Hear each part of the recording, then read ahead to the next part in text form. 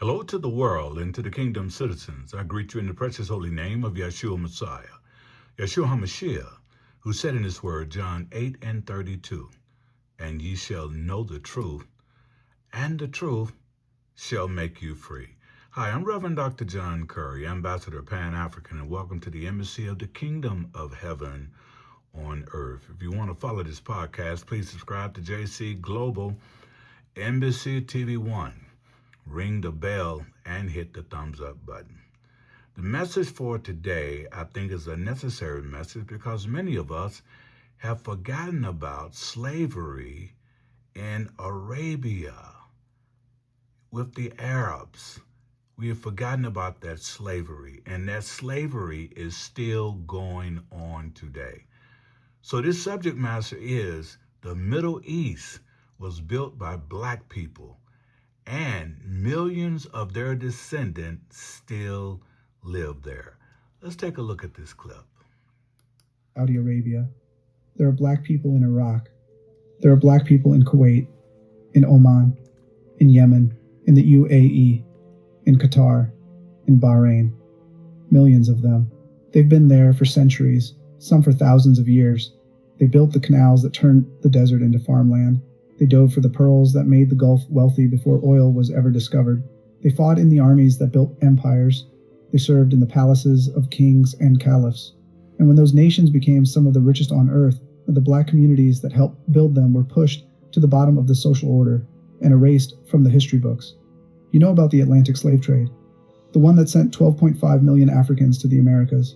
But there was another slave trade, older, longer, and in some ways more devastating, that sent an estimated 17 million Africans across the Sahara Desert, across the Red Sea, and across the Indian Ocean into the Middle East, North Africa, and Asia. It lasted over 1,300 years, and almost nobody teaches it. The descendants of those people are still there, still living, still invisible. This is their story. If this is your first time here, this is Black Culture Unlocked. Subscribe and hit the bell. Let's get into it. The Arab slave trade began before Islam and lasted more than a millennium, from roughly the 7th century through the early 20th century. At its peak, it was one of the largest forced migrations in human history. African people were captured from across the continent, from the Swahili coast of East Africa, from the Horn of Africa, from the Nile Valley, and from West Africa across the Sahara. They were transported along three main routes. The Red Sea route brought Africans from Ethiopia, Somalia, Eritrea, and Sudan across to the Arabian Peninsula. The Indian Ocean route brought Africans from Tanzania, Mozambique, and Kenya to the Persian Gulf, to India, and even as far as China. And the Trans-Saharan route moved Africans from West Africa through the desert to markets in Morocco, Tunisia, Libya, and Egypt. The destinations were the great cities of the Islamic world: Mecca, Cairo, Baghdad, Istanbul, Basra, Muscat. Enslaved Africans were sold in open markets and dispersed across an empire that stretched from Spain to Southeast Asia. And here's the detail that distinguishes this trade from the Atlantic. In the Atlantic slave trade, enslaved Africans were primarily used for plantation labor. In the Arab slave trade, enslaved Africans filled every role in society: soldiers, farm laborers, domestic servants, concubines, eunuchs, pearl divers, construction workers, and even bodyguards to royalty. They weren't just labor, they were woven into the fabric of these societies in ways that made their presence essential, but their identity erasable. And the numbers are staggering. Historians estimate that between 10 and 17 million Africans were taken through these routes over the centuries. Some scholars argue the total may be even higher, because the record-keeping was less systematic than the Atlantic trade, and because many people died during the brutal desert crossings and ocean voyages before they ever reached a market. Let's start with Iraq, because what happened there is one of the most important and most suppressed chapters in Black history. From the 4th century onward, the Persian Sassanid Empire began importing large numbers of Africans into what is now southern Iraq. They were put to work on one of the most brutal labor projects in the ancient world, draining the salt marshes of the Tigris-Euphrates Delta and turning them into farmland. This wasn't fieldwork. This was engineering. Enslaved Africans dug canals, drained swamps, and cleared land in conditions so harsh that the death toll was enormous. These enslaved Africans were known as the Zanj, a term used to describe East Africans, primarily from the Swahili coast. And in 869 AD, they did something that shook the entire Islamic Empire to its core. The Zanj Rebellion was one of the largest slave revolts in world history. For 15 years, from 869 to 883 AD, Tens of thousands of enslaved Africans in southern Iraq rose up against the Abbasid Caliphate. They built their own cities. They organized their own military. They defeated Caliphate armies repeatedly. At one point, they controlled significant territory in what is now southern Iraq and southwestern Iran. The rebellion was eventually crushed, but it took the most powerful empire on earth a decade and a half to do it. And the Zanj rebellion terrified the ruling class so deeply that it changed the way the Arab world approached slavery for centuries afterward, shifting away from large-scale agricultural slave labor and towards smaller, more controlled forms of domestic slavery. Today, the descendants of the Zanj, Afro-Iraqis, still live in southern Iraq, concentrated around Basra. Despite making up a significant portion of the population in that city, they remain underrepresented in government, marginalized economically, and treated as second-class citizens. The people whose ancestors literally built the farmland that the region depends on are invisible in their own country. Saudi Arabia didn't abolish slavery until 1962. Let that sit for a moment. Within the lifetime of people alive today, you could legally buy and sell human beings in the birthplace of Islam. The Afro-Saudi population today is estimated at approximately 3.6 million, roughly 10% of the country's total population. They are concentrated primarily in the Hijaz region, the western coastal area that includes the holy cities of Mecca and Medina.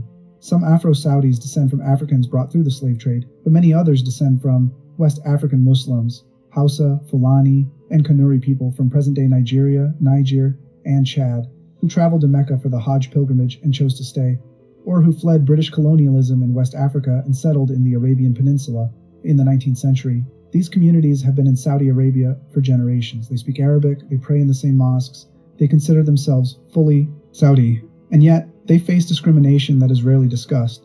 Black Saudis are disproportionately concentrated in lower-income neighborhoods and lower-status jobs. The word ABD, meaning slave, is still used casually in parts of Arab society to refer to black people. Family names like Hausawi, Falatah, and Bernawi, which trace directly to West African ethnic origins, mark Afro-Saudis as different even when they've lived on Saudi soil for over a century. And here's the part that should make you stop and think. Some of the most influential figures in early Islamic history were black.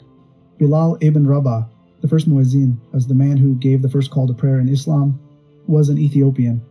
Ayman, the woman who raised the Prophet Muhammad after his mother died, was a black woman from Abyssinia. In the earliest years of Islam, blackness was not foreign. It was foundational.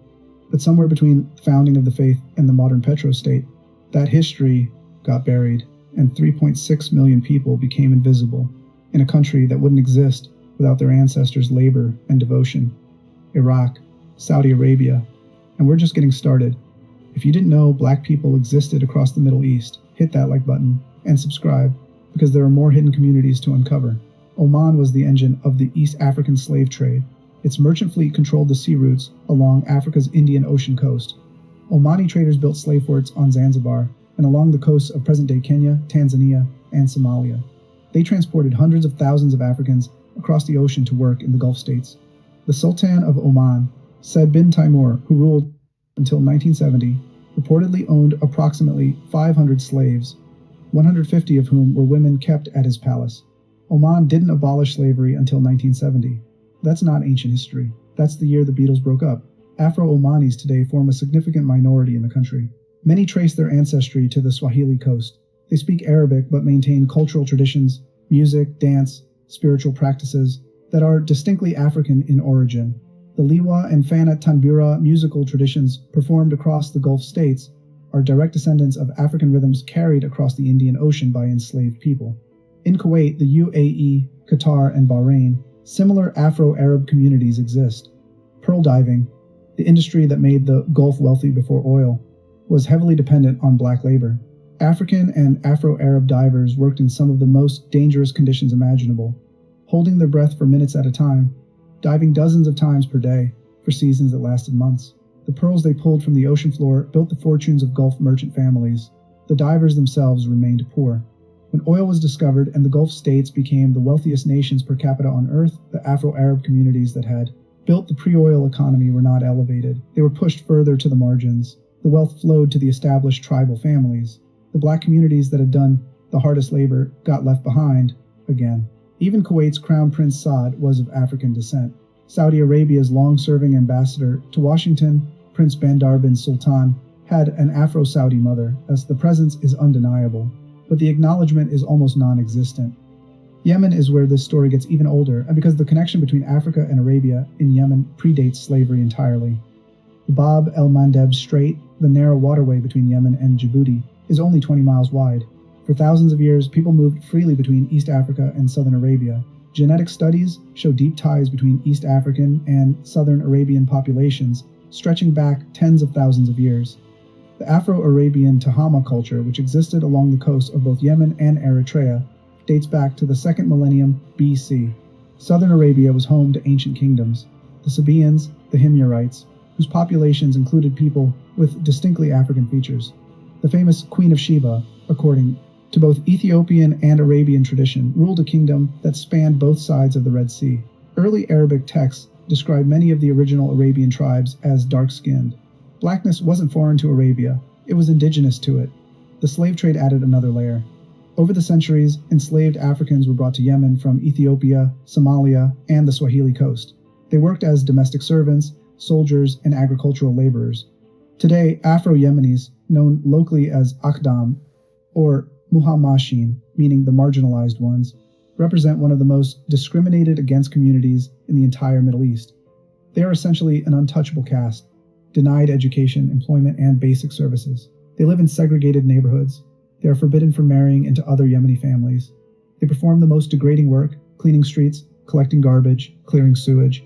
And Yemen is currently in the middle of one of the worst humanitarian crises on Earth, with the population facing famine, disease, and destruction from a civil war that has raged since 2015.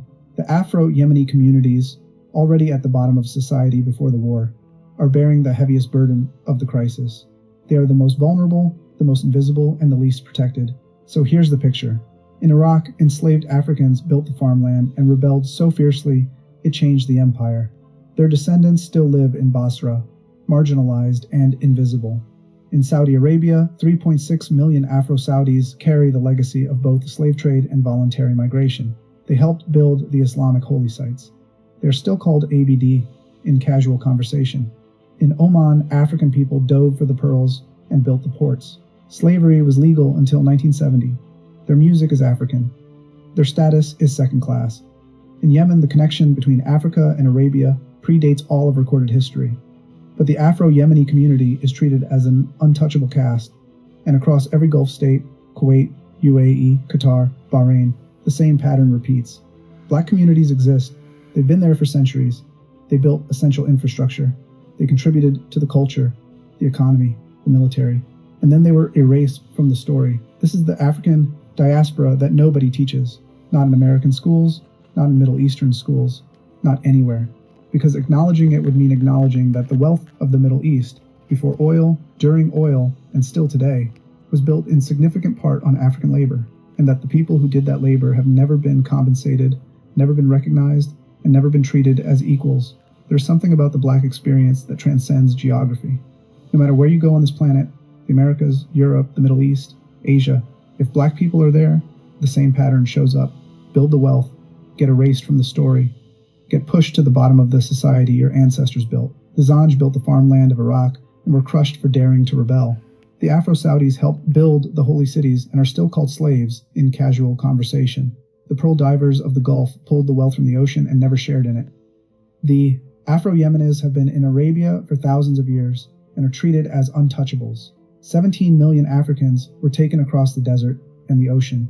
Their descendants are still there, in every country, in every Gulf state, in every corner of the Middle East. They are real, they are alive, they have stories, and the world has never heard them, until now. If this opened your eyes, subscribe, share this with everyone you know, and drop a comment. Which country shocked you the most? Because every one of these stories deserves its own video, and they're all coming. I'll see you in the next one. JC Global, Embassy TV 1.